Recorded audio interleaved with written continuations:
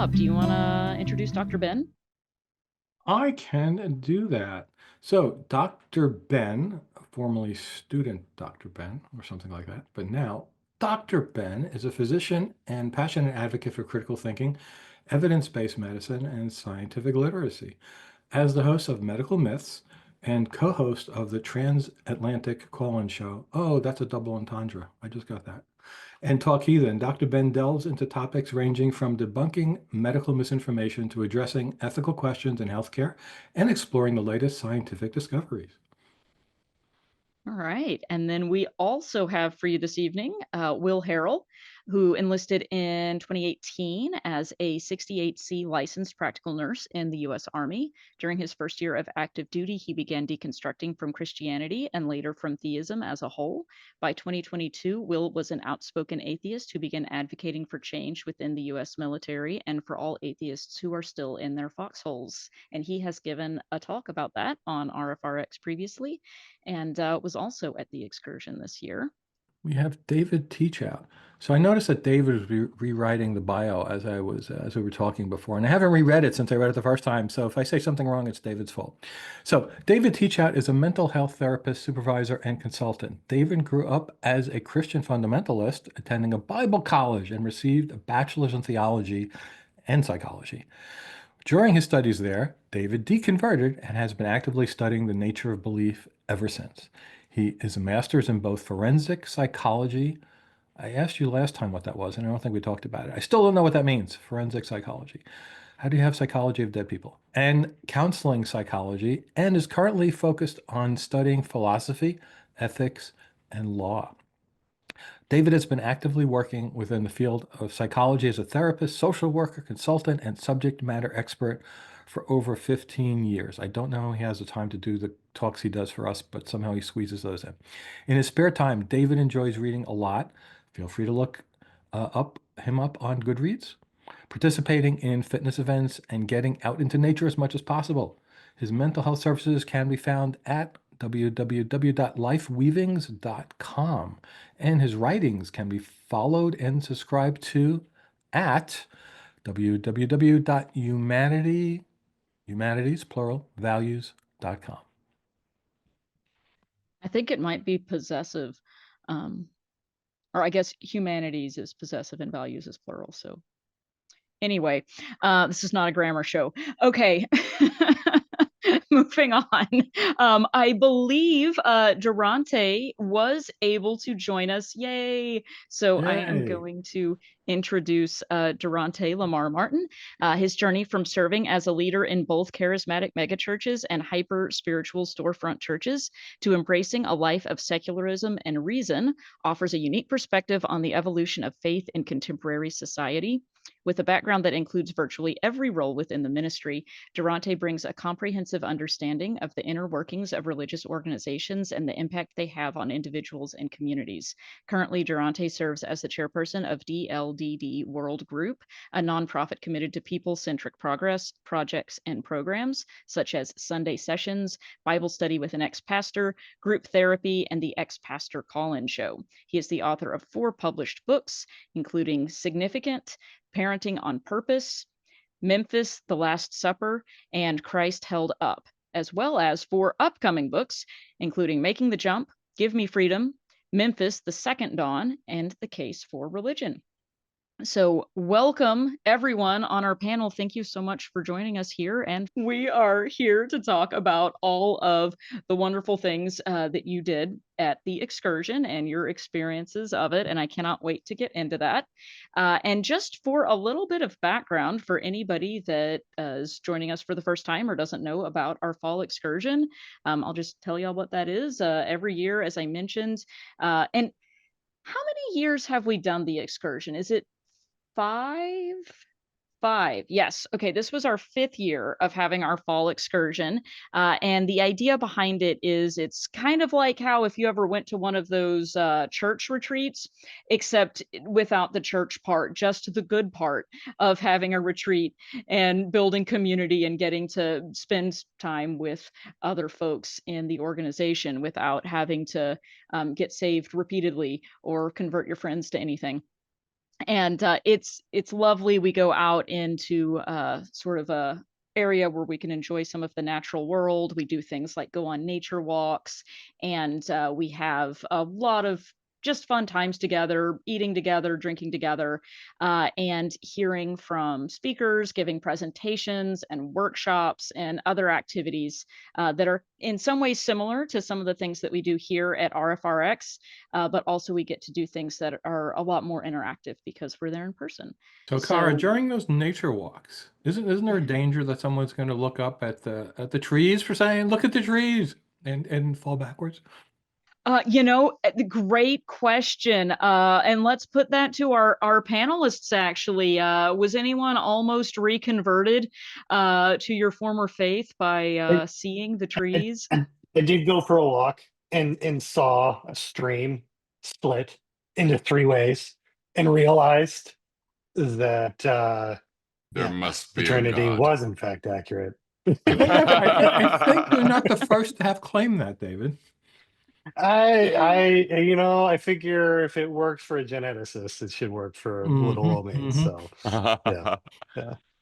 Especially if it was actually frozen in September. Yeah, honestly, if it had been frozen, I would have been a little at least questioning what was going on. Yes, and that is someone is asking, is are we serious? Someone converted due to that. And yes, I know some of y'all have even had conversations with people about this on your call-in shows before, where people will make this argument that goes something along the lines of, but look at the trees. How could this exist and there not be a What's God? the chances of me walking along and finding, like in the middle of the winter, three frozen water streams coming down a mountain? It must be the Trinity is real. What would happen if you saw four streams coming down at once, or two? Ooh. Well, then you're Catholic, because one of them is the Virgin Mary, of course. Yeah, Ah, I just figured God is a Ghostbusters fan, and just not to cross them. That So So for tracks. yeah. people who That don't know, tracks. who is the famous person who actually made this claim? Come on, Yep, David. Frank Collins. Yep, yep, Francis Collins. yep. Yep. Yep, Who is, Frank. yeah, yeah. It's he's written a book about it, and I think I He have been has gifted that book more than it. once by a family member. It it is an interesting book. Oh wait, Kara, I will put really? it So that way. this is supposed to Yes, convert you because this person took it that way? Wow. yes, Or, yes, or I guess argument from authority, right? If Francis Collins could convert, therefore, yes, okay. yes. Yeah, That's exactly it. It Mhm. yeah. hasn't worked yet, but we'll see. So, other than wanting to get a look at all of the trees during the nature walk, I would love to hear from our participants. What made you decide to attend the excursion this year? And I can call on you if you want me to, or I can just let you answer organically. You tell me. But if we sit here in silence, I am going to start calling on you. Okay, Dr. Ben. How did I know you were gonna call me out first? It's probably because I've been the most quiet this time. We must hear your voice. Yeah. So I was able to go this year because as I live in Virginia, so it was like a 2-hour drive away, and I'm also military, and I otherwise would have had to take leave. And I'm actually moving relatively soon. So if it was any farther away, I probably would not have been able to make it. Um, but luckily, it was perfect timing, and I was able to do a little talk slash workshop thing as well. Um, so it's kind of like my approach to straight epistemology, and I had everybody kind of break up into groups and practice talking somebody through a series of questions of like what they believe and why, and try to come up with an experiment of how they would test those things. It's just kind of a simple thing, but I wanted to give everybody an opportunity to like talk with each other and kind of share the things that they use in their conversations and all of that. That was a fun activity. I had to be one of uh the the test people who was talked out of believing in ghosts. So Yeah, it was fun. You all did we had a few people like Kara, Helen, a few others that were the conspiracy theorists, and they had to come up with a topic to defend, and it was fairly interesting. Ooh, I would have loved to play that role. Oh, damn, I have to go next year. See, Rob, I Yeah. knew we were going to talk you into it. The Earth is flat. I Prove me decided, wrong. Rob, I did that the aliens built the pyramids. Well, yeah, that's a simple And I one. was literally sitting there, I'm like, Because they how did. do I feel like a crazy How do you person? prove they didn't build the pyramids? How else could the pyramids have been built? Exactly. And that guy with that great haircut says so. You know, the big puffy hair. Oh, that one would have triggered me. Okay, that was a lot of fun. I really enjoyed that session. Okay, let's see. Let's go next over to Will. Will, tell us about why you decided to come this year and what you did. For a few different reasons, honestly. I just started getting more involved really with secular communities. I've attended American Atheist twice now. I've kept up with a lot of secular talks, both online and in person, and wanted to make the next step of seeing everyone in person, partially because I just love this community so much. It has truly helped me in innumerable ways since deconstructing Christianity, but also I started volunteering with RFR back in June, July-ish, and uh, wanted to show face and help out however I could. And not to plug RFR too hard, but it's a organization that I really believe strongly in. Then I wanted to help out however I could, and have fun while doing it.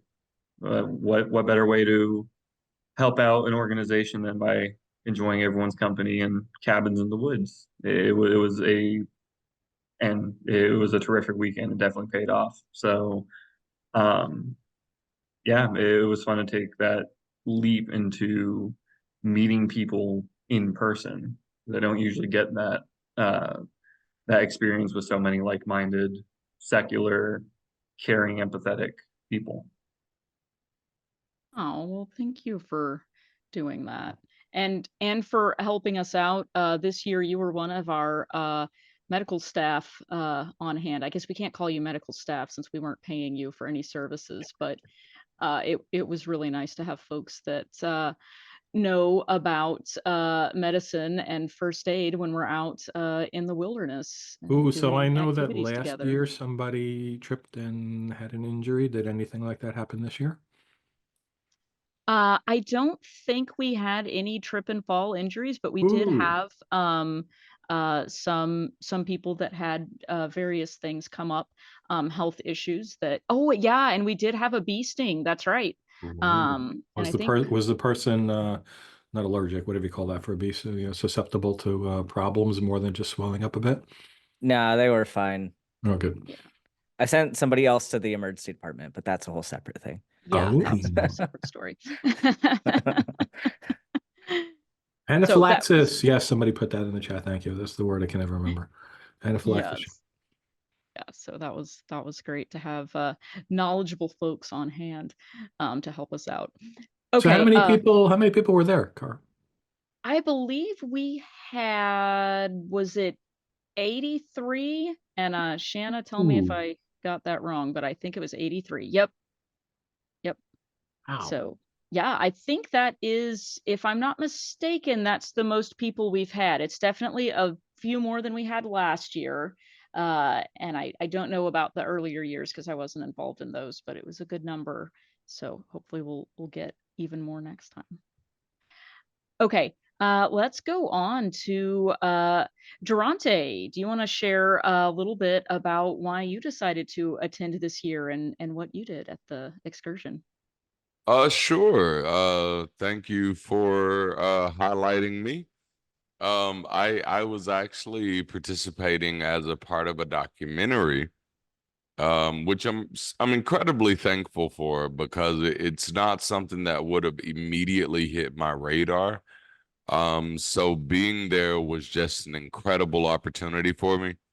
And I already see one of my new friends out here in Zoom land, Alan Coffey, who was just, it was just an amazing opportunity to meet him and to hear his story. It was a beautiful experience. I mean, the sessions were relevant. And then there were two sessions that I didn't think I would get that much out of, right? And that was the ritual session and the songwriting session. And those ended up being the sessions that I got almost the most out of, other than the sex Q&As, because those were exhilarating. But other than that, the ritual session, like I'm a water baby, but I was just like, I'm not gonna cry. I'm not gonna cry. And before I even got started, the tears were already flowing. But that was powerful for me because it was just a reminder, especially as someone who comes from the charismatic version of ministry, that these experiences that I've had in the past, that they weren't spiritual experiences, they were human experiences. There were these experiences that I was getting able to share with other people. So that was an absolutely beautiful moment. And then the songwriting session, a major part of my ministry, I was a music minister. I was a worship pastor. And so being able to hear someone write music that still appeals to the heart of humanity, that was beautiful for me. And it now makes me want to hear a whole album of breakup songs to God because, like, wow, we need that. But yes, without belaboring the point, I had an amazing time, and just to be quite frank, I didn't expect to have that good of a time. It was awesome. Oh.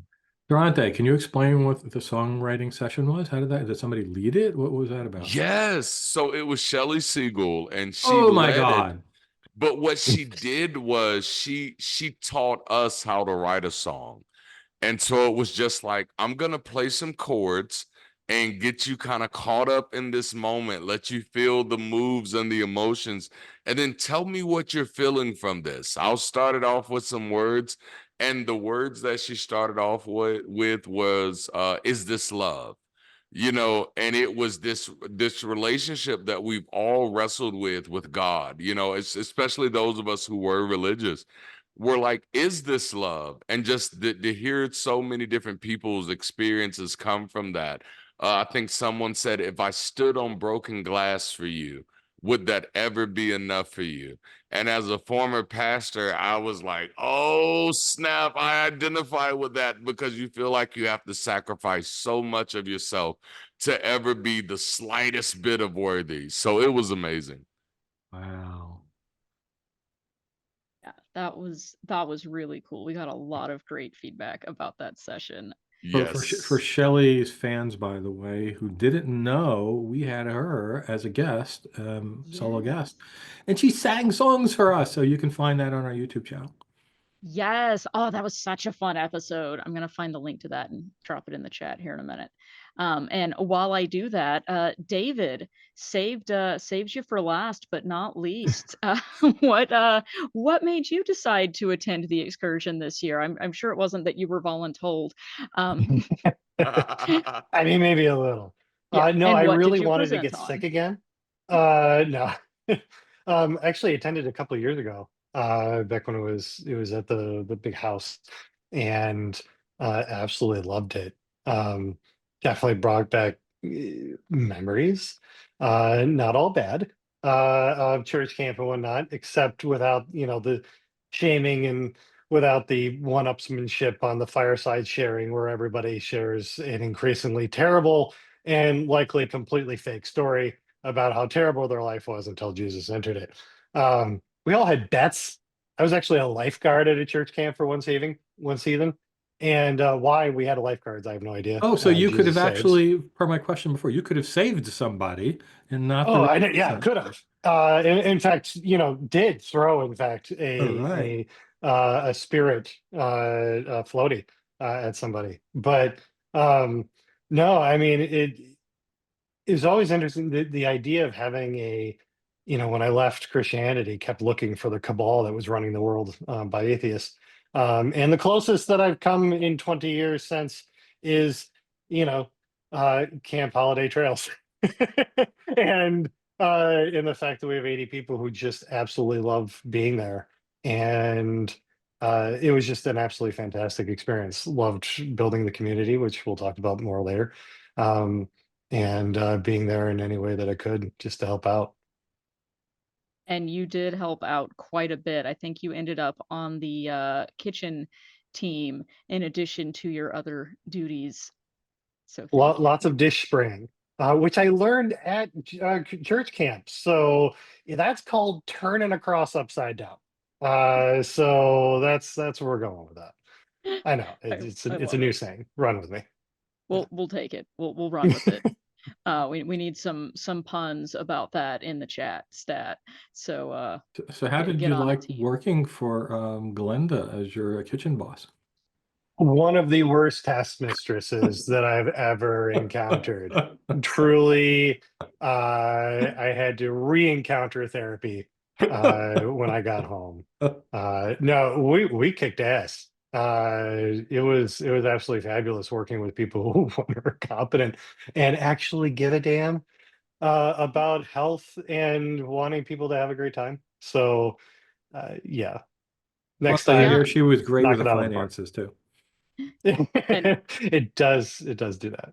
Yeah. yes, and Glenda did have to get certified as a kitchen manager to have Mhm. health and safety certifications. I forget True. what was that called that you had to get, It Glenda? was the, oh God, it's like serve safe food manager something. And I swear to God, the proctored exam, which I had to do in this room, I had to like show my computer around the room that there was nobody in here hiding to give me answers. Then I had to take my phone and put it somewhere else. And then the questions, and then they watch your eyes to make sure you don't look anywhere and you can't move your mouth, don't talk. And the question was like, what's the water saturation rate of a chloride bleach solution that you're like, blah, blah, blah, followed by, why shouldn't you let rats in the kitchen? And there was literally the questions were about that. Fine, I took one for the team. It was tedious as hell, but I did it. You And go, yeah, I'm girl. here. Wait, so And I you think mean it's Sounded valid like you for were like several taking years. the bar. so you mean like Ratatouille does kitchen not have good sanitary. food safety? That's what I really had to bite my tongue because I thought that would have been a hilarious response, but I have definitely been sassy and trying to be funny with things like that, and then the person's just like deadpan, like that's not funny. Like, okay. Something tells me they've gotten a few jokes along those lines since that movie. So yeah. But I think I'm certified for, I think it lasts for several years, so I'll probably be your Mhm. kitchen overlord for a Ooh. long time now. Excellent. Water will not boil at a different temperature, no matter how long, much longer we Well, have. unless So, it's at a different altitude and a different pressure, David. Ooh. Ooh, bring in the And I'm sure they science. made Glenda memorize the chart. Time again, I just made sure everyone washed their hands. That was the most important thing. That was, and we were safe. Okay, and so in addition to Kitchen Minion, David, you also, like Dr. Ben, did a presentation for us. Do you want to say a little bit about what you presented on and why? Yeah. One, so as anybody's been around with RfRx for a while, I love talking about all things mental health. And so very much talking about that. And not least of which is stepping outside of um the narrowness, not that it's not helpful, it can be extraordinarily helpful, but the narrowness of mental health therapy with a professional, and recognizing basically ended up going down a path of remembering just how much our bodies are denied in various ways, by our fundamentalist religious upbringing, um, and how sometimes it kind of continues where we forget just how much what we eat and move and relate to one another does for our mental health, and how much we actually can influence just by small changes, as a kind of thumbing our nose at the mind over matter BS that so many of us were raised in church with. We can just pray the thing away. And no, We have bodies and they matter. So let's take care of them and have a great time with them, because this is what we've got. So yeah, it was fun. It was a great conversation as well, with people coming up and asking questions later. So Outstanding. All right. Well, thank you for sharing that with us. And so let's go on to another topic here. I would love to know from all of y'all's perspective what the most meaningful moment or part of the excursion was for you. And you don't have to pick just one. You can pick one or two. And I'm going to pause here and let whoever wants to answer first answer, in case someone has an answer that has leapt straight to mind. Can I go first here? Yes, thank you. Yes. Well, like this one is easy for me because I've been talking about it ever since I left the event. And I mentioned this gentleman earlier on, and that was Mr. Alan Coffey. Meeting him and watching, Alan, and you correct me if I'm wrong, over 40 years of ministry as a pastor, and I had half of that. And at the ritual, Alan took a piece of cardboard and said, "This is what my life felt like. This was the waste that it has been for ministry for me. 32 years. Thank you, Alan." And that was realistic for me because Alan is definitely my cautionary tale. Like hearing him being able to speak and be honest, and that's the only thing I ever asked for from any other elder statesman in the ministry. And I think Alan gets that language.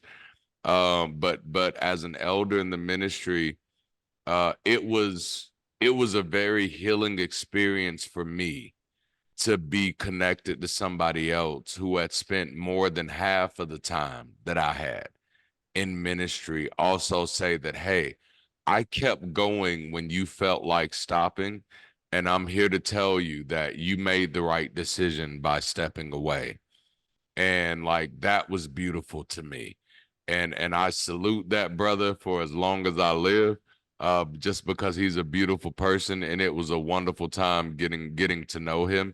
And I'm incredibly thankful for recovering from religion, for being able to be able to build that relationship. That's amazing. I love that. Thank you for sharing that. And I'm so glad to hear that people were actually forming meaningful connections. That's what we hope for at the excursion. And I am so pleased that that happened for you. Yay. Yay. Okay, now follow that up, other panelists. I have to agree with Darante. One of the most incredible things that I got out of the excursion was again the community that we share, not bonded together through some God-given right or through some other deity or church or temple or whatever, but through the fact that we're humans living in this incredible world, and we just want to have fun without the burden of the toxic beliefs that many of us were raised in. And that kind of came to a head at the Saturday fire, where several people decided to physically discard a memento of their religious past. I personally got rid of a book that my dad gave me a couple years ago, trying to reconvert me as a last ditch effort. And something that came to mind after was uh, how freaking emotional that was. Because I was not allowed to feel emotion for a lot of my childhood. Um, Being raised one as a man, being told, tough it out, men don't cry, man up, whatever. But then also in the church, I was told verses like Jeremiah 29:11, there's no reason to be sad because God has a plan. He has plans for you to prosper, not to fall into harm. And I just was never allowed to allow myself to feel those powerful emotions, that anger, that sadness. And I'm going to be totally honest, I left the fire a couple minutes later to take about 15 minutes to sob my heart out in the cabin. That was the first time I had cried in a few years. And it was, again, such a moving experience to say this anchor that was attached to me that pulled me down to a level that made me feel numb for so much of my life. A piece of it literally went up in flames, and I felt like I didn't have to worry about it anymore. I've intellectually deconstructed for a few years now, but emotionally that was a whole different thing that I wasn't prepared for, but I am so thankful that I got to experience. I love that. And I love that you also killed your item with an axe. That was taking out the frustration. The sadness came with the fire, which seems kind of backwards, but no, I full on chopped that book with my hatchet that I brought, and it was glorious. How did you get a hatchet on a plane, or did you drive? I drove. Oh, I'm only a few hours away from where the campsite was, so I had oh. a few sharp, pointy things with me, as well as my ouch pouch, as it's affectionately called. I can imagine, Ouch, pouch. flying with the that going through the TSA metal detector. What is this for? Oh, I'm going to a burning ceremony where I'm going to, you know, use it to remove this burden from my. Oh, okay, fine, go ahead. It was actually intended to chop wood, but then I found that we had a bunch of pre-chopped dry wood at the site under a You came canopy. prepared to make firewood. That is amazing. Yes, he was our designated firewood collector. That Like he is came to amazing. actually like chop down trees and probably not chop down actual trees. I don't think we would be allowed to do that at the campsite, but to chop up the ones that were already there for us to use. Okay. We Oh, still need to hear. Oh, go ahead. yeah, I can jump in next. Excellent. All right. Y'all are getting So I warmed up. have Thank you. Yeah, I've got a few different things because I know everyone I think is going to mention the bonfire for at least part of it because I think everyone that was there had a very moving and powerful experience and from whatever angle you saw that from. And for me it was very interesting because like as being somebody who's been in the atheist community for a while and constantly in the middle of the Twitter debates, the Facebook debates, the YouTube debates, like all the call-in show debates, like you forget like how raw and real the emotional process is of deconversion and deconstruction. Um, that's not to say that like I don't have like empathy normally for people going through that, but I think I'm more detached and more distant from my own deconversion. To me, it seems like it was forever ago. It seems like it feels like that was a past life almost that I just don't talk about. But having people present who had been atheist for a year. Even one person, I believe, had been atheist for like 3 months, and it was like very new for them. It was a reminder of what my journey actually was, and those things that I don't consciously remember. But I remember it being very, very difficult, along similar veins as them, and so I think it was a good reminder of how traumatic this journey can be and like how much loss there is in this journey for a lot of people, and that you do need to lean on people for support like what RFR aims to do, for everyone even outside of the excursion. But it was a very powerful reminder, and kind of along with that as well, um I really enjoyed all of the different ways people were able to process these things throughout the weekend. I know the bonfire was very powerful for many people.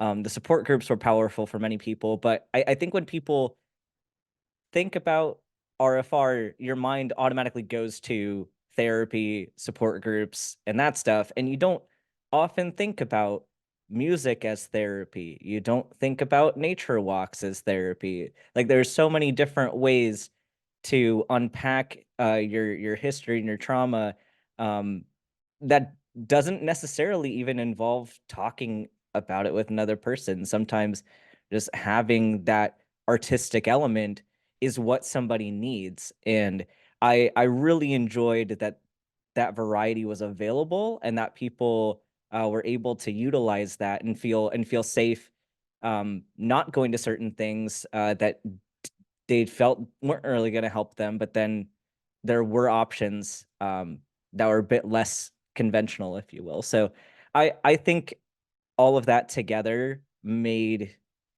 like it's so cheesy saying that the whole weekend was my favorite thing of the weekend, but I think all of those elements together in the context that they were made the weekend very special. Oh, thank you. And the programming director didn't even have to pay you to say that. No, that's authentic. Can I That makes me piggyback happy. off of what Ben said real fast? Yeah. So when you mentioned something about the nature walk, Ben, and I remember like when I went on my nature walk with Dr. Ray, and he was explaining just basic, like, how trees communicate with each other, how they exchange nutrients and how they grow, and like the history of the forest in the United States. And several people behind me going, I'm learning so much because they had grown up as YECs and never got that education, and their minds were opening up to new ideas. And I thought that was a very powerful moment to have someone just teach them something about nature and learn something new, which can be very profound and eye-opening for people. So I thought that was also really important, and that happened over excursion as well. Oh yeah, definitely. We do like our science as well. Let's see. I think we still want to hear from David too about and in case you forgot, the question was, what was the most meaningful moment or part of the excursion for you? I don't mean to suggest that you personally don't remember the question, but just that we started answering it some time ago. No, all good. I honestly, I'm going to echo Dr. Ben. There, being a mental health professional, I get converted in more than half my lifetime ago now. Man, I'm old. And the and it's been so long, and I've worked with so many people working through it that in some ways you run the risk of making it almost into an academic exercise, because you have to have that professional distance. And so there was a visceral quality to the entire weekend of people just hugging and being with one another. And, it's like, something that I've mentioned in a couple of other contexts where it's just like being an atheist isn't about being anti-religious. We all go through that. It's about what are we for? We're for our humanity. We're for all the things that were denied to us and we were told to deny by the authority structures that we were raised with. And coming to this camp, being with everybody was just like, you know what? Fucking A. None of us have lost this. None of it. It doesn't matter where anybody came from. The tears were a dedication to not only what you've come from, but also there was a space to be able to share it. And it was just beautiful to be able to see everybody just having a good time and being like, hey, we're here just getting to know one another. I mean, so many of the comments already seeing in the chats, like, I remember seeing you and I remember seeing you. And it was just like, yeah, that's what we're here. We're here to create something that is affirmative. And because so much of what we got was the opposite. And it was just beautiful. Totally agree. It was really nice for me too to get to see everyone in person. I love seeing y'all every week on RfRx, and it's like a weekend long RfRx, but better because we're actually interacting and we're our whole size. We're not just this big, which is great. Tara, Um, can I add one more yes, thing? please, Like, yes. because this was a highlight that I neglected to mention. So like 2 years ago, my brother, who used to be my minister of music at church, introduced me to a song called Freak Like Me. And it was just one of the most amazing songs that I had ever heard before. And at RfR Fall Excursion, I got to meet the artist of that song. And so that was just an amazing experience for me. And I didn't know until I left. It was just like after I left, she had sent us a few links of her music. And I was like, holy shit, I know you. I know this song. I know this music. And that was a beautiful experience. I know that's a little off topic, but I wanted to share that. No, I love that. Thank you for sharing that. That's incredible. Yeah, and we had a lot of great music at this year's excursion. We always do karaoke, but this year it was like music every day. We had the workshop, we had Shelley performing, we had a couple of performances with a few different artists in addition to the workshops and everything else. So yeah, that was awesome. Um, okay, yes, yes, we even had an appearance from one of the Jordan clan that we had not met before, who also performed for us. Okay, so we promised we would talk about building community. That's one of the big reasons that we have the excursion, and that's come up in a lot of people's answers so far this evening. But I'd like to talk directly about it. Do y'all have any thoughts on how you would encourage other people who are recovering from religion to form new connections, and any tips or tools or resources that you'd like to share that may have helped you build up a secular community as you were leaving religion?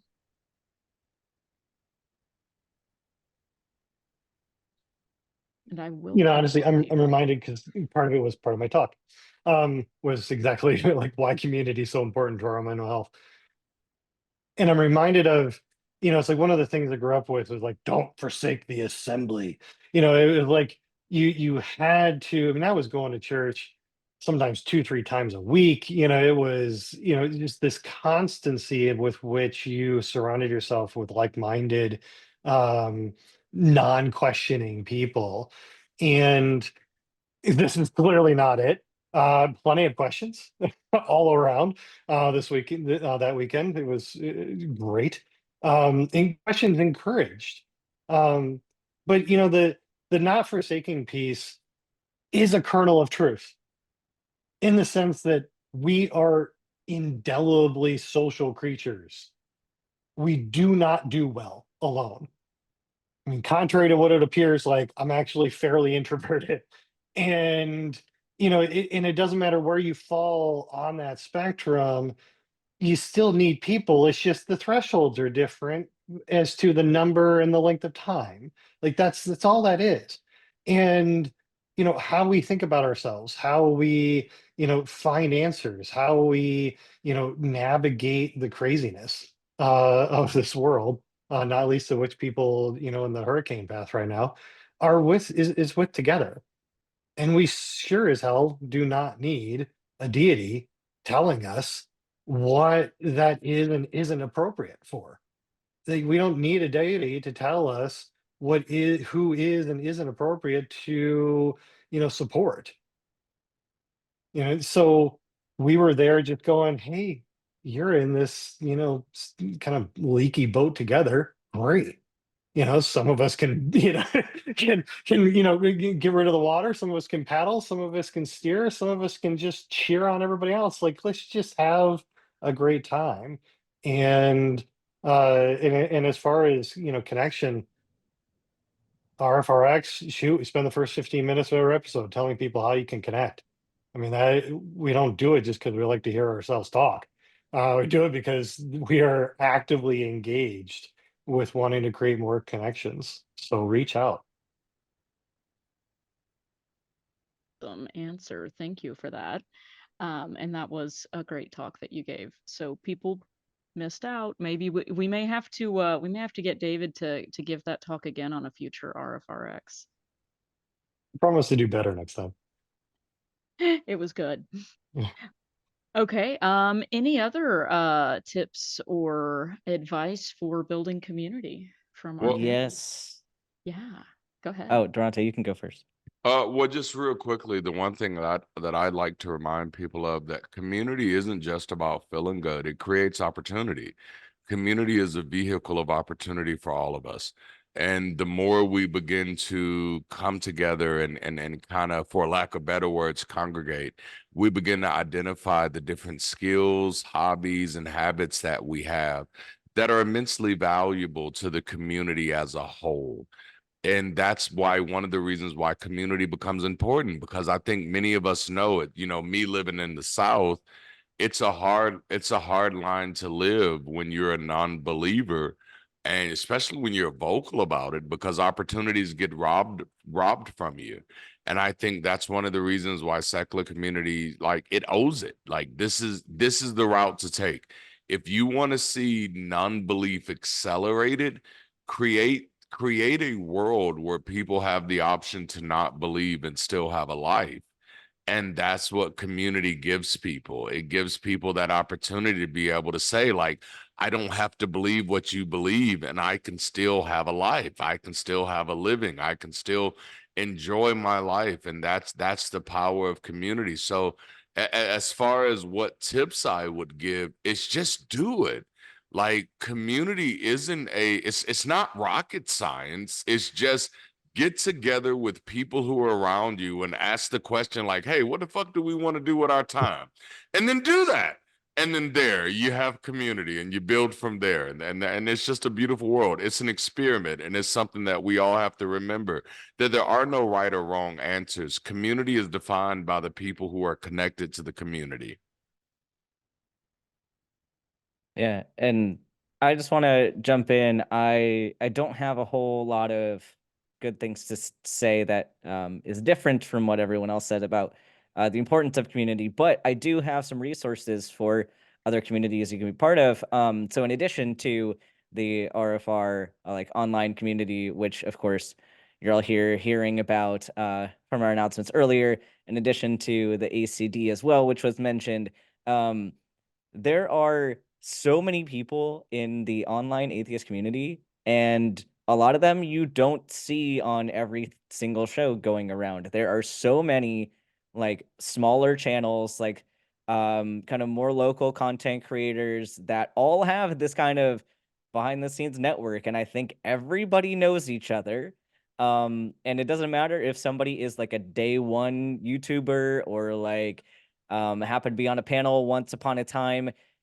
People will find you and bring you into the fold and be like, hey, look at all these other like super small channels. Like, I think almost everybody has gone through Neil the 604 Atheist at some point, and that's kind of an initiation in a way. If anybody Yes. wants to get involved in content creation or music production or what have you, if you have a skill that you want to showcase, even if it's not related to atheism, but you want to be part of the atheist community. Like, my content arguably is not atheist at all. It's just science and medicine, but it fits within the goal of the secular humanist community. And so if you want to do a cooking stream, if you want to do like I have trivia nights on Twitch, which that's another place you can find community. Is come hang out with us on trivia. You don't have to talk about religion all the time or atheism all the time or at all.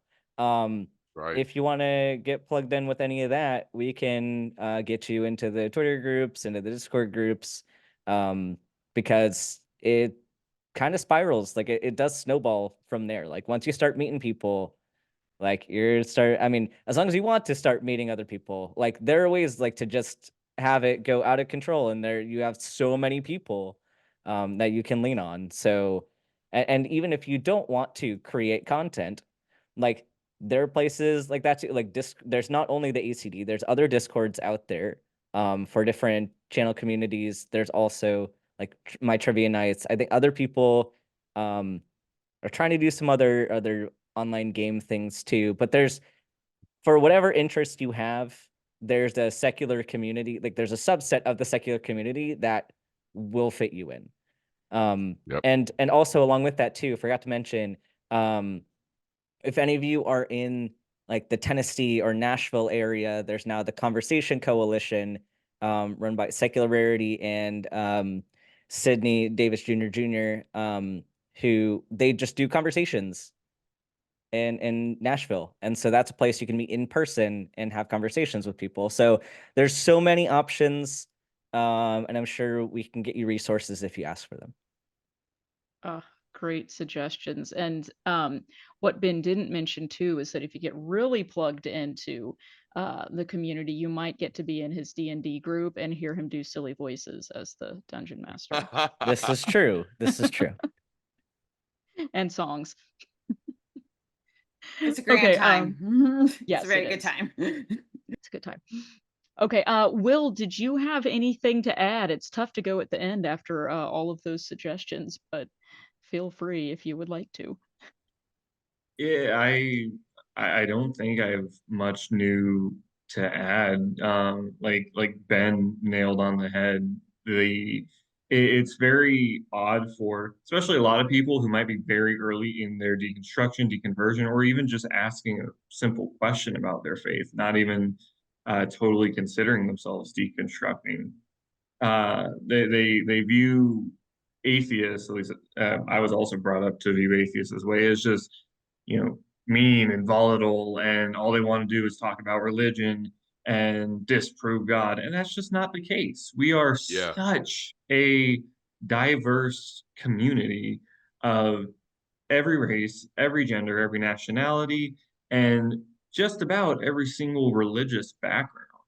We have so many hobbies and interests and things that we have gotten to experience post religion, and even things that may have thrived early in religion. There were, folks who played for a worship band and now play secular music, or have like Shelley Segal written whole albums breaking up with God and discussing the feelings that she went through within those songs.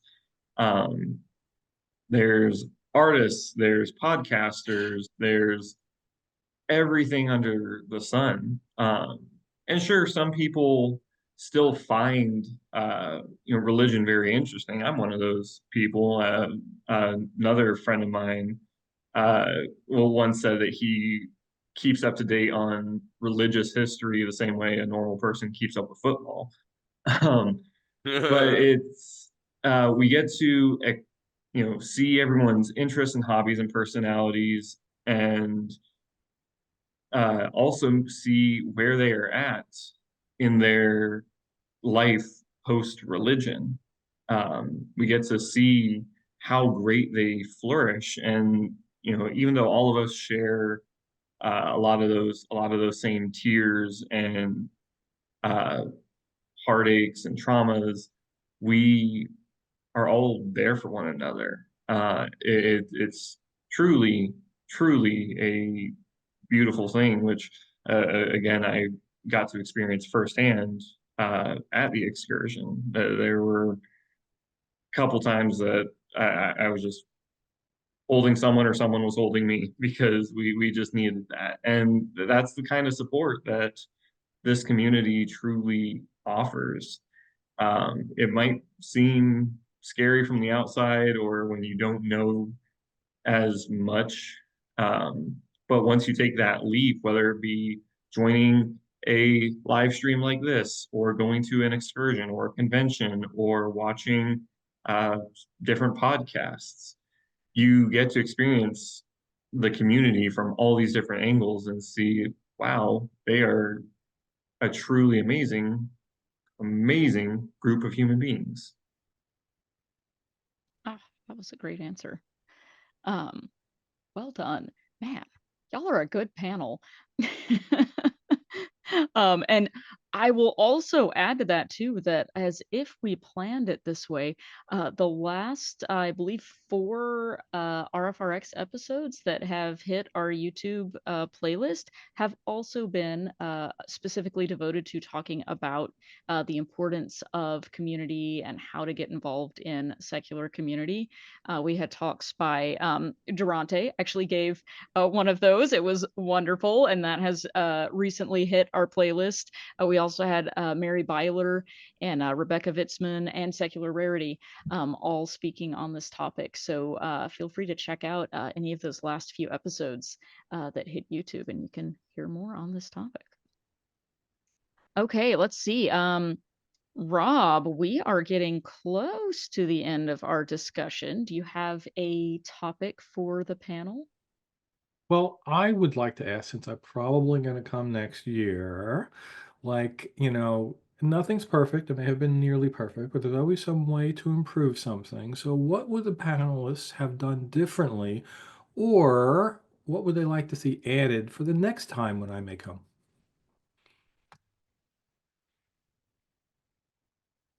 That's the question. Who wants to go first? Well, this is not something related to the actual event, but I would probably, especially if I end up doing a presentation again, I would put myself into the grumpy going to bed early side of the all gender cabin instead of being on the super loud stay up late side. But that's my own fault. Not anybody else. I did actually, well, the night before my presentation, I did move over to the going to bed early side, so like I was proactive in that point, but some people know I was very, very grumpy when I didn't sleep. I can relate. I am not in a good mood if I don't get good sleep, so that's important. But for isn't you. it true during training to be an MD that you basically are, taught not to sleep because you have to go through that rigor, Yeah, that but that doesn't mean I want to do a 24-hour call shift on my weekend off when I'm supposed to be relaxing. And also, medicine's trying to get away from 24-hour call because it's not safe for anybody. It's not safe at all. Yes, thank you. Like, we do not need to be forcing people who are providing our medical care to be sleep deprived. Like, please don't. Please get good rest. I think a good idea would be just surveying those who are interested in music and giving them a good idea of what the songwriting sessions look like, because there was so much participation during those sessions that I think it would have been awesome if other people would have been alerted in advance that, like, hey, if you want to volunteer to be maybe some background support, I think that would have been incredible for Shelley. And just for the rest of us, because I know there's a few of us who are here tonight that were so moved by that, who are vocalists, that we couldn't help but to participate in it. And so, and I think stuff like that, especially for me as a former pastor, it's incredible because it's just like, oh yeah, the church doesn't own this. This is stuff we can do. We can sing together, like we can make music and uplift each other and create music that like really speaks to the heart of what we're wrestling with. And so like I think that could be something small that we can do, where I think there's enough people in the community, but based off of what I heard by sitting in the audience, that there's enough people who would have been interested in being backup support for those songwriting sessions. Yeah, so maybe encourage people to bring guitars, if they play, that Yes, kind of thing. because I do play Ooh. piano, and like I would have brought my Mm. keyboard if I would have known. I would have brought it. Mm. Ooh, And good if- to know. And I apologize for jumping back in. This is my like more serious answer as opposed to like my more funny answer. No, but going kind of along those lines, I think it'd be cool to have even to volunteer Glenda to do like a painting therapy workshop or like something because we got our music thing set up, but like it'd be cool to have some other, and we had dance too. There's that whole dance workshop, but it'd be cool to see like some visual art as well, like for some of those people that are more savvy in that. And to incorporate it I think it'd all be at fun. the same time, I Oh think yeah, would it'd be be cool. lovely. Yeah. Yes. Yeah. Yeah, you could do painting related to the song that's being written and stuff, and like it'd be pretty cool. You Do like a little Yes. paint and sip thing. Ben, I'm Led really by glad led you by brought that Glenda. up because we've thought about, no, we have considered this for years. It's just the logistics of like getting enough supplies for everybody and staying within budget. But I don't know if y'all did a lot of exploration. The dining hall, the downstairs of the dining hall was a little kid's art room. So they had Yes. actually supplies that we could probably, like, if we brought some of our own, like, oh, can we like use some of your paints and stuff? Like they did. And I would love to do, Lindsay Doolittle has done some art therapy. Oh wow. And I would love to lead an art therapy workshop, and maybe I'll do You that could next year even whenever we divide the kitchen labor to have another kitchen overlord other than just me. And then we can you could divide that. even Oh, and you could even do something cool too, like and logistics would have to be worked out as far as people traveling and stuff. But you could even have some suggestions of things people could bring, like even a collage type thing, or like bring some pictures like from whatever, or like it's like something where people can bring some of their own supplies too, and then that could alleviate some of that. All right, so who's taking Absolutely. notes on all of this, Cara? I am. I'm taking notes right now in the Google Thank document you. as y'all are speaking. So, These so are great ideas. Dr. Ben mentioned dance. I didn't hear about this. Did I miss this? What happened with dance? Yes. Yes. Who did the dance and what kind of dancing what we're doing? Rachel It led. was Rachel. What kind of dancing? What was it? What did she do? It was like a presentation, but also it was interactive on like basically how to be a good dance partner. And then like she built up to like getting people started, doing steps and starting the movement and feeling the rhythm. So it was, I think my impression of it was that it was accessible even for people like me who are highly uncoordinated and don't know how to burst into interpretive dance. But she taught you how to do it, and then by the end of it people were just dancing all over the dining Oh, hall cool. room. It was great. Because at the end of the day, being a good dance partner is just about being a good partner, period. It's about being able to read the other person that you're with and respond to them in real time. Yes, and she taught a slide about consent as well. Yes. Very important. I think it Okay, was so is fun that the first night of the excursion, because I'm still like putting faces to names and was learning a lot. When Glenda's brother was playing music, I started dancing with Rachel and Glenda later oh, on. And I asked her, I'm like, wait, you dance incredibly well. Like, because I dance in my free time as well. I do line and swing dancing. And she goes, Oh. yeah, I've danced a time or two. And then I showed up to her workshop. I'm like, oh, I understand now. That okay, was so does great. anybody else have any suggestions for next year? And if people who are not on the panel, if you have ideas, feel free to drop those in the chat too. We do want to take feedback and be able to have workshops and activities next year that people are excited to participate in. Can we have Well, a pole dancing workshop? you know, like Oh, I we was have to get a Maya back for in that. line with that. I was gonna say, like, don't run away from the sex conversations Yeah. because they were incredible. And I think if we platform those more, there are so many people dealing with the baggage of purity culture that is something that appeals to them because those conversations, they weren't just fun, they were powerful, they were educational, they were informational. And I think more of us need it. Like I had no clue it was gonna be that awesome, but I was sitting there like with my mouth open the whole time, like, okay, I have like a whole bunch of questions that I think I wouldn't have had since high school. But because we're now in a place where we're able to talk as adults without the baggage of purity culture, we can just kind of have that. And I don't think people know how refreshing that really is.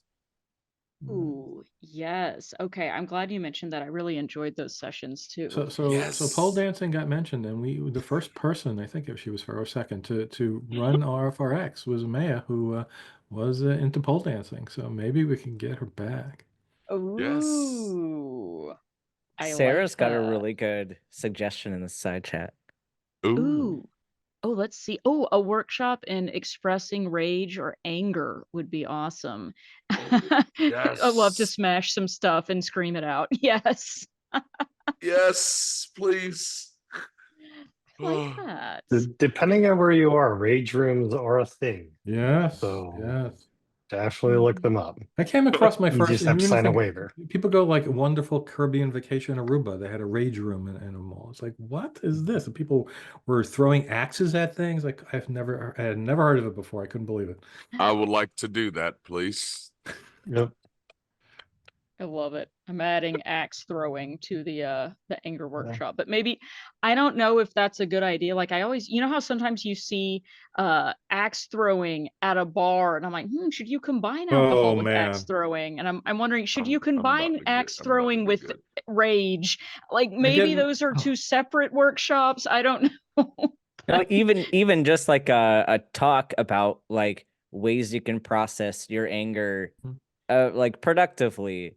yeah, I think that would go a long way for a lot of people. sign I David up love for it. that. I love it. Is I literally have a class on that. There we go. Why am I not surprised that David has a class on that Are you already? gonna do a talk on it too, David? You should probably do another I think I actually talk. have. It was one of the first ones I ever did. Okay, But well, can definitely you've bring been that doing back this a up long again. time, man. Yeah. Oh, I love it. Okay, let's see. Oh, okay. I'm seeing also a suggestion for self-care, a talk about self-care. Yeah, I love it. Well, If you have any more suggestions for what we can do yes. at Excursion, please email us at rfrx@recoveringfromreligion.org. And this way, Yes. Cara could collect them and then we can discuss as we Thank plan you, for next year. Helen. Yes, good idea. Yes, thank you. Please do. Okay, and we are just about coming up on time to do Q&A, but I want to give all of our panelists an opportunity before we do that, if there's anything else that you want to share about the excursion and tell people where they can find you on the interwebs. And I will now call on you for this. David, anything else you'd like to say, and where can people find you? I hope more people are inspired. I would love to break 100 next year of participants. And of course, people can reach out to me anytime. I'm actually have a recovering from religion email now, so you can do that. You can also reach out to resources at recoveringfromreligion.com if you're looking for questions and resources to help out with various things. So yeah, don't be silent. Excellent. Yes, don't be silent. Okay, Will, any final thoughts and or where can people find you? So last year, the Army sent me over to the Middle East, and while I was there, I formed, with the help of another organization, my own humanist and atheist support group. I know it helped a number of people. It certainly helped me, and for anyone who needs that kind of support, RFR is the place to find it. And the excursion is the epitome of that. The I told my wife on the drive back home that I have never felt more platonically loved. I've never felt this level of companionship from anywhere else, not church, not the military, not uh, a single place else. This is hands down the most supportive community that I've ever interacted with, and I am so grateful and thankful to be a part of it. So if anyone is, on the fence, potentially questioning their past, or if you're already an atheist and you just want to, or wherever you're at in your journey, and you just want to have more people to make quality memories with, RFR is the place to meet, and the excursion is the place to be. If y'all are interested in some of the classes that I made while I was in Kuwait, You can find them on my YouTube at Satanic Will. You can also find the speech that I gave at the American Atheist Convention earlier this year on that same channel. And my handle is the same for TikTok as well. And then my name is any other social medias. But I've made so many contacts on all my socials in the last like week, and it's such an incredible feeling, and I again am incredibly grateful to have been a part of all this. So yeah, if anyone wants to connect, my book is open, and if again y'all are on the fence, if you don't want to connect with me personally, it's okay. Some people are scared that I'm 6'3" in person, not this tiny little box. But um, again, RFR is the place to be, and the excursion is something that you will not want to miss. Wow, thank you, Will. Wow, everyone else is going to have to follow that. Yeah, Ben. All right. Everybody should go to the excursion next year. And nobody paid me to say this, but there are lots of ways to help people get to the excursion if finances are an issue. So that's when you send an email to the RFR team when it gets closer, and they can help figure that out for you so you're able to go. Also, you can also send emails if you want to like have a volunteer position or something. If that's something you're interested in, talk with all these people that run all that stuff. But those are some great ways to get to the excursion. If you're not sure about how you're gonna make it there are options. So not an excuse. And as far as where you can find me, I have a lot of different places where I am, and if you want links for them, we can get you them in the chat. I can put those in there in a little bit, but this weekend's particularly busy. So on Friday nights at 9:30 Eastern time, it's kind of like the Truth Wanted after show almost over on Twitch. It's just trivia. There's really like not a lot of religious discussion or atheist discussion there. I just run a trivia show. Sometimes we play Jackbox. It's a super casual time. And then, oh, even before that, sorry, on Thursday, I'm on the Transatlantic Call-In show. I co-host there, kind of in the rotation, with 3 other people. So this week, Thursday at, I always forget what, because it's 2 p.m. Central, so it's 3 p.m. Eastern time, 2 p.m. Central time. Transatlantic Call-In show on the line. I'll be on this week, I think, with Luxander. I could be wrong on that. And then Saturdays, when I do get them back up, I have a YouTube channel that is theoretically, maybe, hopefully, coming back with medical myths in the near future. I'm working on getting some new assets going before I relaunch that. But that's usually at 3 p.m. Eastern time on Saturdays once I get that back up. And then Sundays, you can find me on Talk Heathen. I'm on this week. I believe I'm on with Christy Powell this week. So should be a good time. And I think that's all I got. Yeah, that's it. Just so few things, hardly anything at all. It's just a busy week. This is a busy week. Plus, you spend time doctoring. Amazing. Yeah. Yeah. It's I don't know how to rest, and maybe that's part of why the excursion was so good for me. Maybe I need to be part of that self-care talk. Just put me right in the front. Be like, listen. It's the ADHD way, Ben. It's the ADHD way. It's true. It's true. Yeah, we don't know how to do it. That's great. Okay, and yeah, feel free to drop those any of those links in the chat, Ben, that you want to share. That would be great. And Darante, you get to have the last word. So you can find anything I'm doing by my name. My name is Darante LaMar. It's not very unique. It's quite common, so you have to kind of search a little bit. But no, seriously, that's everywhere that I am. YouTube, TikTok, Facebook, which I am most active on YouTube, and Amazon, because I do write books. I can't stop myself from writing, you know.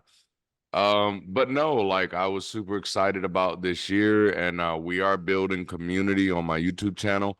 And so I've kind of been inspired after this year's Fall Excursion to kind of put a fire under the community in my YouTube channel to kind of like, hey, let's go as a group next year. Because it was so incredible. And I think that's what secular community should do, is that we should support each other wherever we're building local community at. When we see things that are already in the fire and are already making some moves, we should all, you know, rally together and join the fray. And so that's what I'm hoping to do next year, is to be able to have quite a few people from our community joining the excursion, because I think that's just going to make it even more better. And I'm excited. So yeah, that's me. You can find me anywhere, Darante LaMar. It's an easy name. Even if you spell it wrong, I'm sure you'll find me. Amazing. That's great. And I think that was everybody. Did all of y'all get to share your links and comments? I don't want to skip anybody or anybody else. I know that was the final words, but any final words? I should probably not open us up to that, because then everyone's going to have another round of final words. We're going to stop with those final words and go on to the next part of our program, which is the Q&A. And yes, they're dropping their links and everything in the chat, so feel free to grab those if you want to get in touch with any of these fine folks outside of RfRx, or, you know, send us an email at rfrx@recoveringfromreligion.org and demand that we have them back on again for future episodes, and, you know, then they'll have to come. Okay. So let's go to Q&A. We have a couple of questions, but if we have time for a few, if anybody else has a question that you want to put to the panel, type now or forever hold your peace. And while I give you a moment to do that, I am remembering that we should read our poll results. Would y'all like to hear the poll results? Can you tell that I'm stalling so people have time to ask us questions? Yes, that is what we are doing.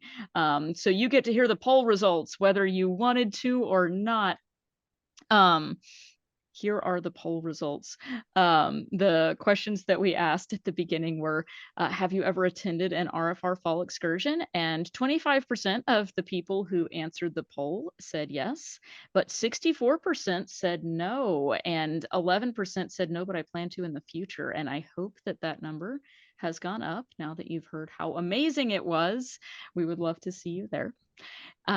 Question number 2 was, have you ever attended a church retreat or camp? And a whopping 78% of people said that they had. Oh boy. That's a lot. Only 19% said no, and 3% are not sure or couldn't remember. And we were talking about that in the pre-show. Rob, weren't you? Yeah, Wait, I never, I mean, Yeah. raised Catholic, I never even knew there were such things until I was an adult and we're hearing evangelical Christians talk about it. It's like, never even knew about this. Wow. So we must have a lot of evangelicals or ex-evangelicals in here this evening. I definitely went to several Or and maybe got the sick Catholics every had it time. and, you know, the people I knew just didn't invite me. That could be. Oh, what a poor community. Well, you're invited to ours, and we But hope it to see actually you there. sounds like I'm glad I never went to one. Yeah. It wasn't enjoyable. I always got sick. Okay, the next question was, if you answered yes, that you had been to a church retreat or camp, did you get saved while you were there? And actually, surprisingly, only 11% of people said yes, although 9% of people also said yes more than once. We were going to 3%. talk about that and we didn't get to that. Oh, that's right. Yeah. Okay, In the so hangout. yeah, okay, we'll go to the hangout with that, unless somebody rapidly types in a question about that into the chat right now. Let's see, 3% said I brought friends to try and save them too. 51% of people said no, they did not get saved at church camp, and 29% are not sure or it's not applicable, they didn't go to church camp. And but the people answering no may have So they may have been in the part of Christianity where you're once saved, always saved, and they were already saved, so there was no point in getting saved Yeah. again. Well, Right. we were in that too. My denomination was once saved, always saved, but you could never be completely sure that you had been saved. There was always a chance that you had done it wrong somehow. And then, somebody scares you with their particularly graphic and exciting sermon about how you're definitely going to hell, and you gotta just, make I'm extra glad sure. That I'm always glad I'm confused not the me. only one. I'm glad I'm not the Yes. only one that doubted if I said the prayer right the first Ah. time.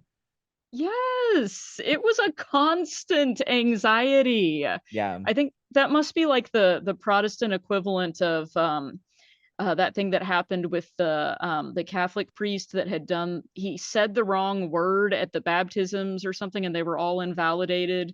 A whole backlog of them were So there invalidated. was one priest who was like illegitimate, and he, not indoctrinated, whatever the word is, created the other priests by doing the holy ceremony, but all of those priests really weren't priests, and then everything they did really weren't miracles or whatever. So yeah, that was the thing there. I feel like that's the equivalent anxiety. Maybe you didn't do the words just right, and now you don't know. So connected with not sure you were saved, thinking you probably are, but you're not sure. Does that also get connected with then you're going to be left behind in the rapture? Yes, Mm, yes, mm. that's the fear. Ben, did you Oof. have the got left behind in the rapture nightmares? Oh yeah. Oh yeah, I did. It's like it's funny. It'd actually be really interesting to have a panel about like the parallel experiences between different denominations and Oh, like yes. just talk about the different things that you struggled with and how that kind of compares with other Great systems. idea, Dr. Ben. Write that down, Car. Yeah. Oh, that's a good idea. I am gonna write that down. Okay. We're Ooh, gonna yes. keep that idea for a future episode. Okay, And, and and Helen and I will be there representing the Catholics. No, we didn't worry about that. No, we didn't worry about that. No, we didn't worry yeah. about that. I'll be over here like we worried about everything. Okay, let's actually get to our questions. But first, the winning favorite camp movie that got the most votes was far and away The Parent Trap. And I don't know if that was the original or the remake, but that was a fun one. I liked them both. I think I prefer the original. Jamie Um, Lee Curtis was in that. Am I remembering that right? um, No, oh yeah, That's that was Freaky Friday. the. Maybe that's Freaky Friday. Oh, wait a minute. Now I'm not sure anymore. Yeah, that was Freaky Friday. It was Okay. Freaky Friday because Lindsay Lohan is also in that movie. So you're getting Yeah, your that's wires right. crossed, Rob. That was the cross That's circuit. right. Okay. Fair enough. Haley Okay. Mills was in the okay, and Brian. Okay, so Yes. Yeah. people are in the chat are correcting us. So thank you, big brain people in the chat. Yeah, I think I was thinking of the Haley Mills one, the older one before the Lindsay Lohan version. See, but I saw the there's Lindsay Lohan one first, and then I saw the Haley Mills one when I was so they're reversed in a your young Helen. recollection. Okay, so I think we now have time to answer the question that came in while we were stalling. And that question is, what are your relationships like with your families now? And that is a Ooh, question that's the to big our one. That's a big panelists. one. That's a big one. Try to keep your answer, of a reasonable length, because we could actually probably do a whole episode on that too. But would any of our panelists like to comment on that? And no requirement to, if you don't want to talk about that on the internet, totally okay. I'll say this.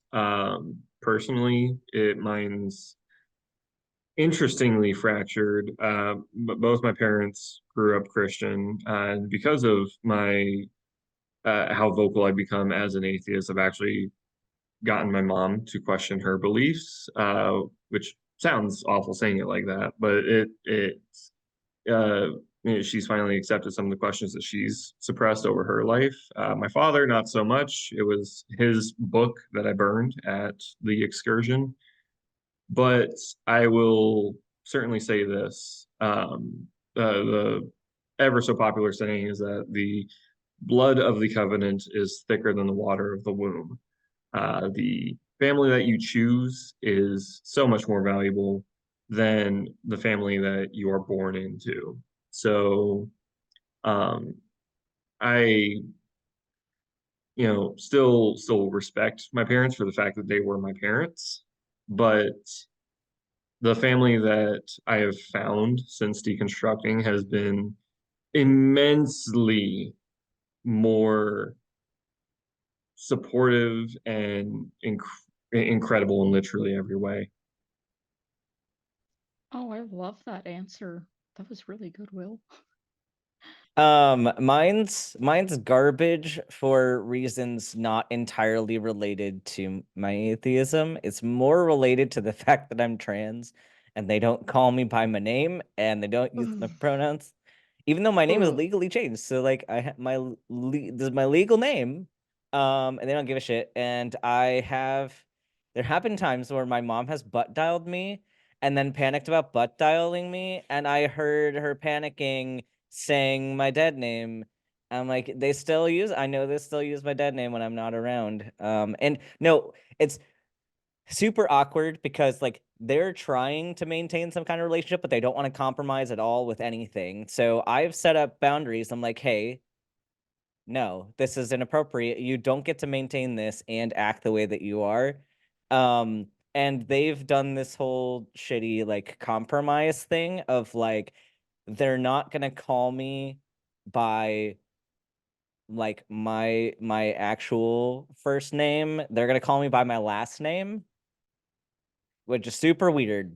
When your family starts calling you by your last name because they refuse to call you by your first name, it's super awkward. But my dad is in ministry, so it's a level of weird like that, because like my whole community was all like in ministry, and so it's kind of a nice cleansing to not talk with all of them anymore. But yeah, that's my family relationship at this point. Oof.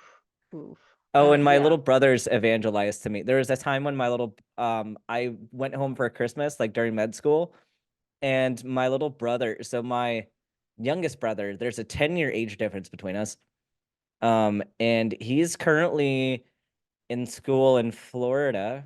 Hope he's doing okay right now, but he wants to be a pastor.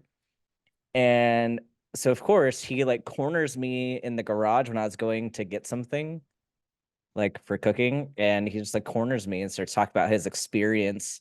And I was like, bro, I was raised in the same thing you were raised in. Like, I know everything you're gonna tell me.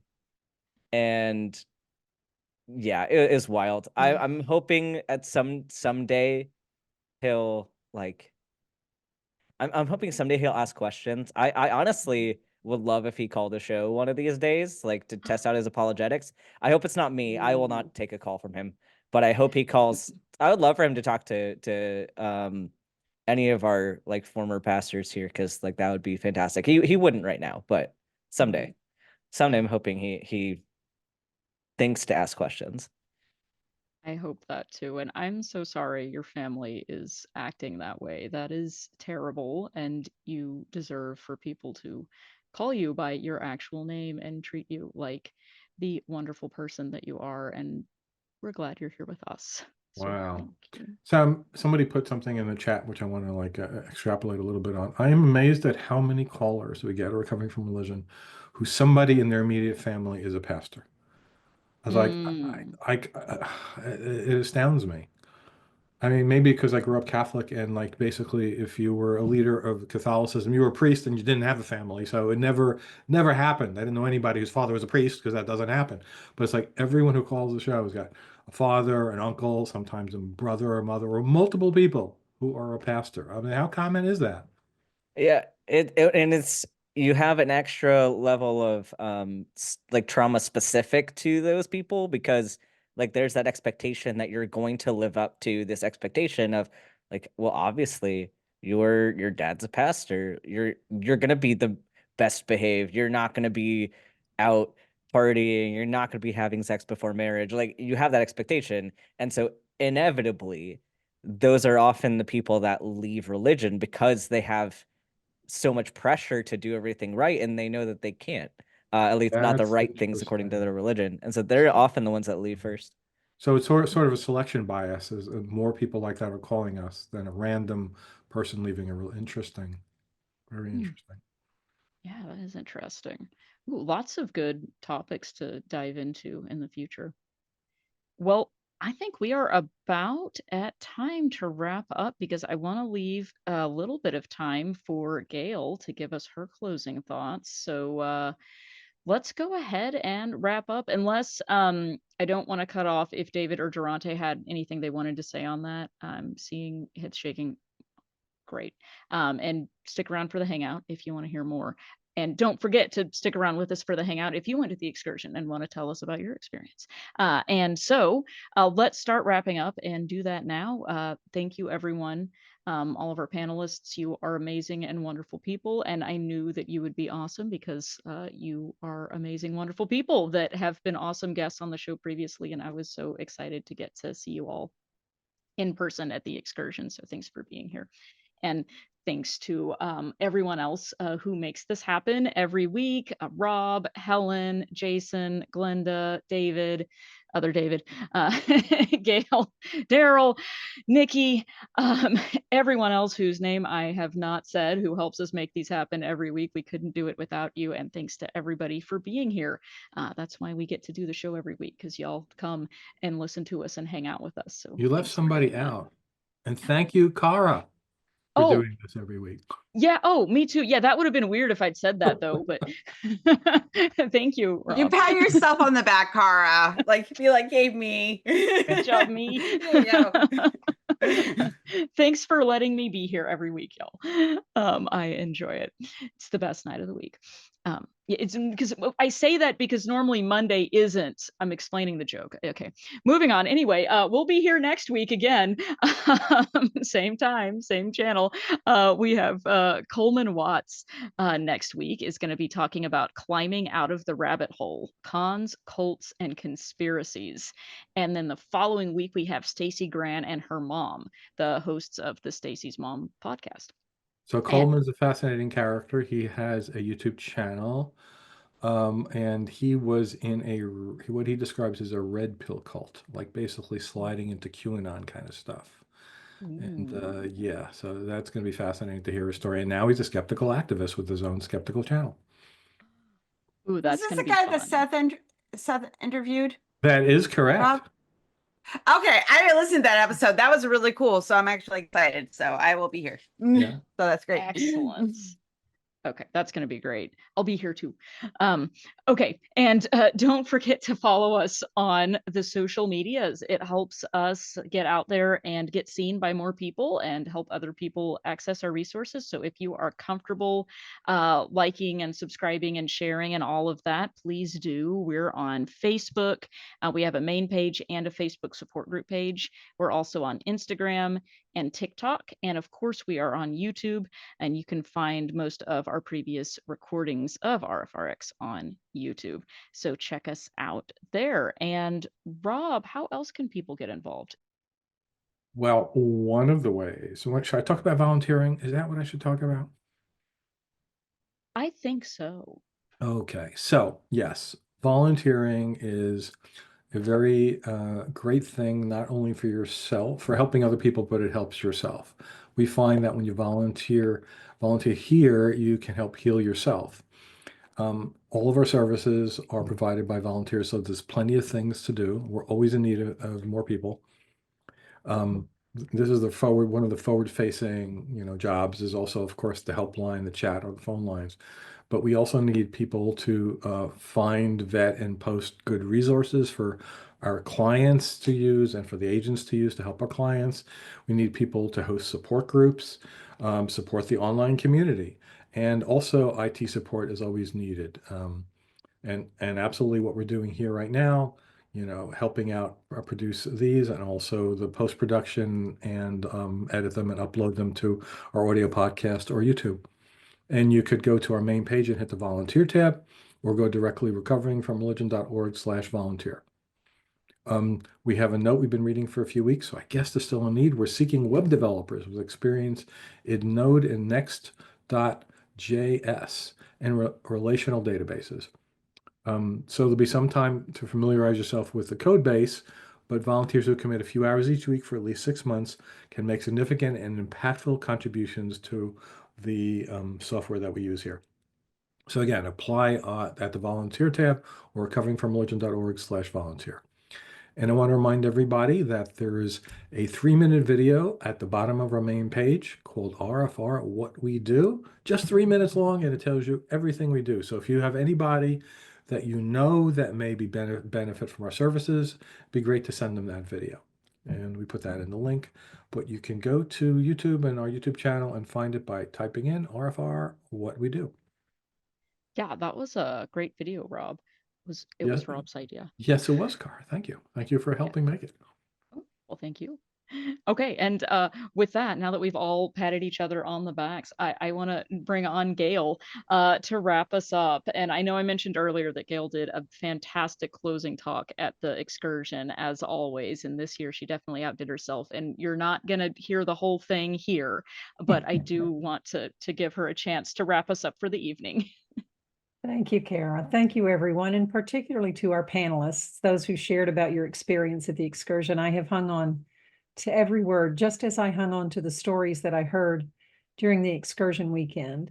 There are at least 4 board members in the room here, and I want to tell you that you hear us talk about volunteering all of the time. All of this is put together. All of the excursion was put together by volunteers. And you have to ask yourself, why in the world? Because it was a tremendous amount of work. You can tell that. Shanna has her camera off, I think. She stepped in, and we had an unexpected resignation in the middle of the year, and Shanna stepped up and pulled it together, and we are so deeply grateful. But it took work on everyone's part to put it together. Why would we do that? And why would we continue to do that year after year? And it's because a great many of us came out of religion, and while we may not have been able to take advantage of recovering from religion because our deconversion goes farther back than recovering from religion, we know how valuable it would have been to have a resource like this, to have this organization, to have the opportunity to have gone to a fall excursion. So everything that we do it organically out of our desire to try to help other folks, and out of our empathy and sympathy, because we've been there and we understand and we know what you need. But I want to take it just a smidge further, a little point of privilege here as I close this out, and say that we talked a lot about tonight. Every one of our panelists mentioned community, and that is age old in the humanist secular movement, that when we leave religion does a killer job of creating community and then excluding you from it when you walk away. So we've all experienced that. We see the need for it. We're all working very hard to try to put that together, and recovering from religion is no exception. You've heard about it. I won't go into it again. We have our online community. We have our support groups. We have our hangouts. All of those words mean something. I hope you'll find out a little bit more about what they all mean. They're all very specific things that we have put together to try to provide community. So having said that, we have other goals too, not just in the excursion, but in everything we do here at Recovering from Religion. Our logo is a bridge. You can see it right. Oh, you can see it in mine in the corner. Someone has their RFR logo up, and you see that it's a bridge, because our little one of our little sayings is, so that you don't have to make the journey alone.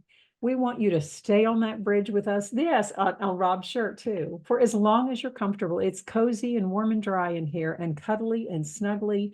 We can help you learn. We can help you vent. We can help you get through all of it. We want to share that with you. We want you to have the best time. And we have a cradle to grave program. We are happy for you to stay in Recovering from Religion for as long as you would like to. However, the logo is a bridge. And the meaning of that is there is an entire life on the other side of that bridge.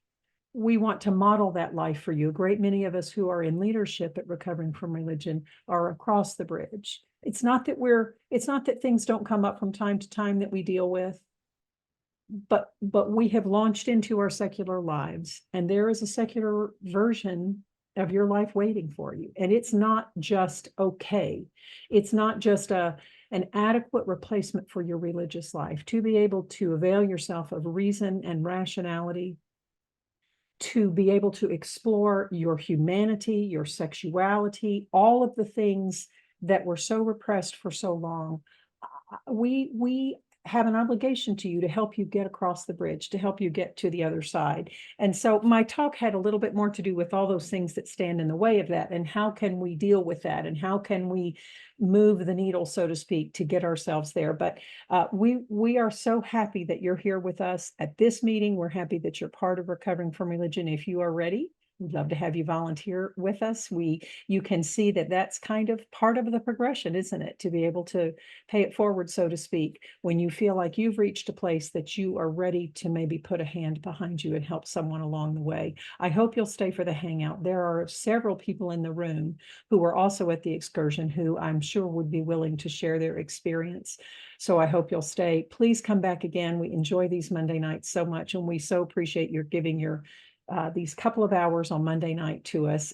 Thank you, everybody. Thank you so much for our folks, all the behind the scenes folks. We've listed them several times, but we can't say enough about it because they're all volunteers giving their time, giving their effort, giving their talents, giving their skills. So thank you, everyone. And thank you, everyone, for attending, and enjoy the hangout.